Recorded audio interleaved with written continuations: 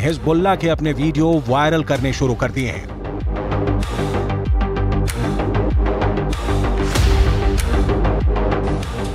Hezbollah के इस video में बताया जा रहा है कि वो इजरायल पर हमले के लिए तैयार है।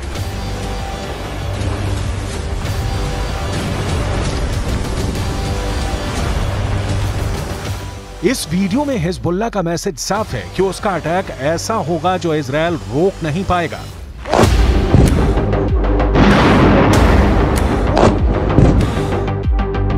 इस वीडियो में हिजबुल्लाह का मिलिशिया कमांडो ऑपरेशन की तरफ इशारा कर रहा है।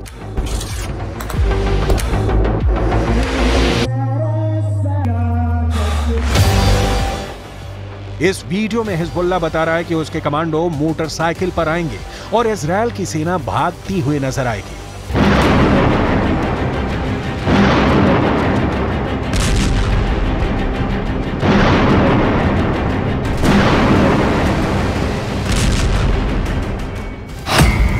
हिजबुल्लाह ने इजरायल को भी धमकी दी है। हिजबुल्लाह ने अमेरिका को भी बता दिया है कि वो समंदर में उसका जंगी बेड़ा डुबो देगा।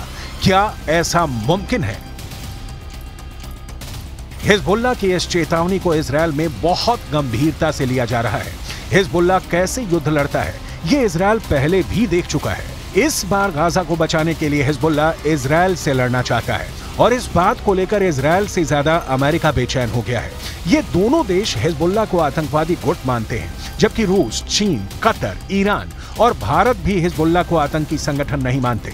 संयुक्त राष्ट्र भी हिजबुल्लाह को सिर्फ एक मिलिशिया मानता है, लेकिन हिजबुल्लाह की नई धमकियों के बाद कई सवाल उठे हैं।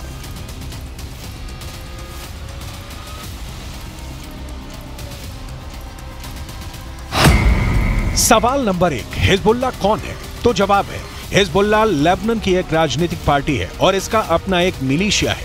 सवाल नंबर 2, हिजबुल्लाह की ताकत क्या है? तो जवाब है, हिजबुल्लाह के पास 1000 लड़ाके हैं, जो लेबनान की आर्मी से भी खतरनाक फोर्स मानी जाती है। सवाल नंबर 3, हिजबुल्लाह क्यों इजरायल और अमेरिका को धमकाता है? लेबनान में हिजबुल्लाह संगठन को खड़ा करने वाला है ईरान, और ईरान अमेरिका और इजरायल का सबसे बड़ा दुश्मन कहा जाता है। सवाल नंबर 4, हिजबुल्लाह को इजरायल क्यों इतना बड़ा खतरा मानता है?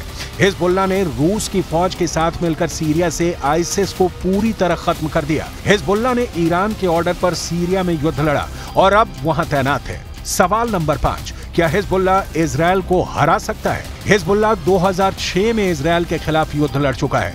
34 दिनों तक चले इस युद्ध में इजरायल को सीज फायर के बाद लेबनान से पीछे हटना पड़ा था।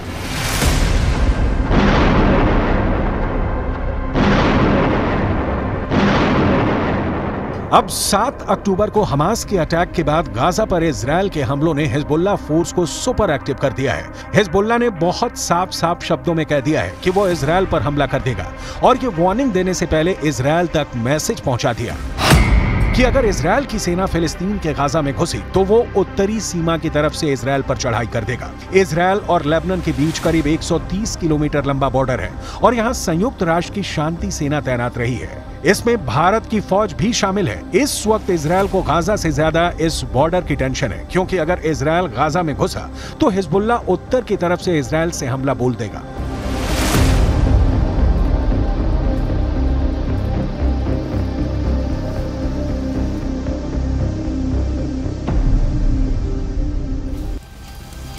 हमास और इजरायल की सेना एक दूसरे के खिलाफ कितनी ताकत रखती है और क्या हिजबुल्लाह वाकई इजरायल के लिए ऐसे हालात पैदा कर सकता है कि वो उसे हरा दे? इसे समझने के लिए आपको हिजबुल्लाह की उस चेतावनी को समझना पड़ेगा जो उसने अमेरिका को दी है, क्योंकि अमेरिका ने अपनी नौसेना का कैरियर बैटल ग्रुप भूमध्य सागर में पहुंचा दिया है।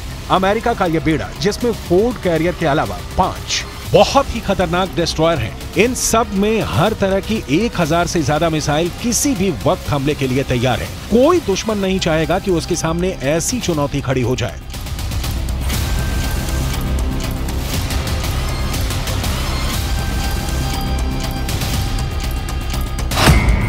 इस वक्त ये कैरियर इजरायल के गाजा में पश्चिम में भूमध्य सागर में तैनात रहेगा और वहीं से ऑपरेशन चलाएगा। उसकी रेंज में लेबनान भी होगा, सीरिया भी होगा, तुर्की भी होगा और मिस्र के आसपास का इलाका भी होगा। यहीं से ये इजरायल के एयर स्पेस को सुरक्षित रखेगा और हमला भी कर सकता है। ये सब ऑपरेशन अमेरिका के फोर्ड क्लास के कैरियर और उसके बेड़े में मौजूद बड़े बड़े डिस्ट्रॉयर पूरा कर सकते हैं।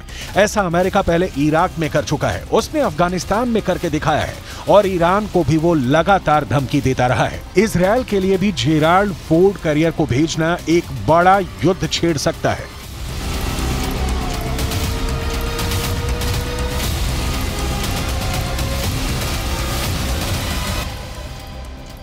यही भरोसा अमेरिका अब इजरायल को दिलाना चाहता है कि समंदर से ऑपरेशन चलाकर अमेरिका सीरिया पर भी बमबारी कर सकता है, लेबनान के बॉर्डर को भी सैनिटाइज कर सकता है। लेकिन लेबनान में हिजबुल्लाह को अब ईरान से ऐसी मिसाइल मिल चुकी है जो अमेरिका के इन विशालकाय जहाज को पल भर में डुबो सकती है।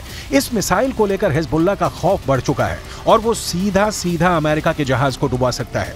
इस खतरे को हल्के में नहीं लिया जा सकता।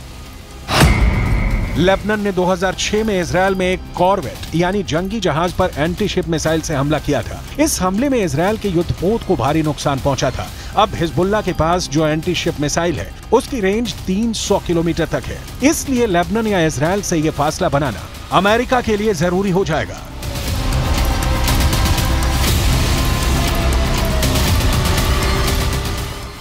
इसमें कोई शक नहीं कि हिजबुल्लाह की लीडरशिप तेहरान से मिलने वाले ऑर्डर पर काम करती है। इसलिए सवाल यह भी कि क्या ईरान चाहता है कि हिजबुल्लाह इजरायल पर अटैक कर दे। ईरान ये भी बहुत अच्छी तरह से जानता है कि इस वक्त इजरायल बेहद कमजोर है या फिर अमेरिका की शक्ल में उसे नई ताकत फिर से मिल गई है।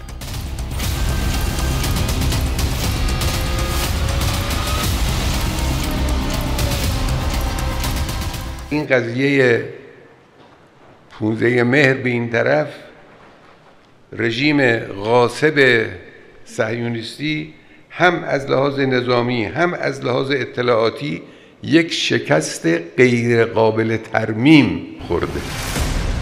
इजरायल ने हिजबुल्लाह को रोकने के लिए अपने उत्तरी बॉर्डर पर तोप तैनात कर दी है। यह अमेरिका से मिली M109 तोप है। 155 मिलीमीटर की यह तोप टैंक नुमा बख्तरबंद गाड़ी पर फिट कर दी गई है और ये 1 मिनट में 4 गोले दाग सकती है। इस तरह से देखा जाए तो लेबनान बॉर्डर पर इजरायल ने अपनी तैयारियां पुख्ता की हुई हैं। वहीं लेबनान की तरफ से आप इजरायल की एक पोस्ट देख सकते हैं। यहाँ रेडार भी लगे हुए हैं और इलेक्ट्रॉनिक सिस्टम भी जो हिजबुल्लाह की हरकतों पर नजर रखते हैं। इन इलाकों में 7 अक्टूबर के बाद से तनाव फैला हुआ है। लेबनान की आर्मी भी नजर रखे हुए है।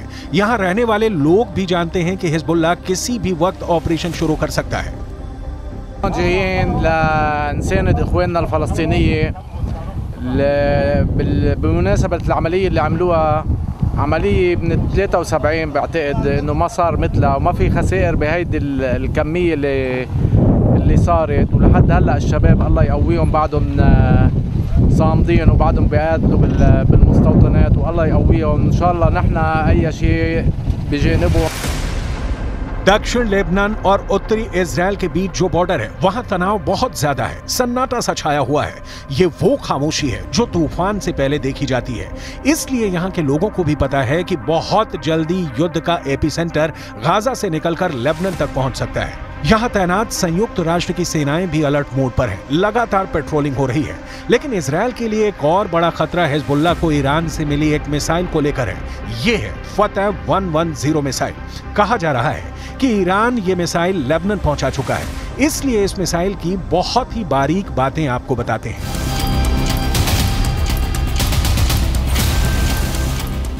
ईरान की यह मिसाइल 300 किलोमीटर तक हमला कर सकती है और ये अपने टारगेट के 3 मीटर के दायरे में गिरती है। एक बैलिस्टिक मिसाइल का इतना सटीक होना बहुत बड़ी बात है और यही बात इजरायल के लिए खतरा है। दूसरी तरफ इजरायल की सेना ने अपना गोला बारूद तैयार कर लिया है। तोपों से जो गोले फायर किए जाएंगे वो पहले से ही रेडी मोड पर रखे गए हैं। इजरायल की रिजर्व फोर्स भी आसपास के इलाकों में तैनात की जा रही है। ये हमवी गाड़ियां हैं जो लगातार यहां तक फौज को पहुंचाने में लगी हुई हैं। 2006 के बाद इस बॉर्डर पर इससे ज्यादा तनाव नहीं देखा गया है और अब हिजबुल्लाह की वार्निंग के बाद सबकी नजर ईरान पर भी है और उसके एक दोस्त सीरिया पर भी है। इजरायल ने गोलान की पहाड़ियों पर भी टैंक पहुंचा दिए हैं। ये जगह सीरिया का हिस्सा थी, लेकिन 1967 में युद्ध के बाद इजरायल ने सीरिया के इस हिस्से को अपने में मिला लिया और तभी से ये इलाका इजरायल के कंट्रोल में है। देखा जाए तो इस वक्त पूरे पश्चिम एशिया में युद्ध की चिंगारी पहुंच चुकी है। इजरायल से लेकर गाजा और गाजा से निकली ये आग अब लेबनान पहुंच चुकी है। चिंगारी सीरिया और ईरान में भी नजर आ रही है।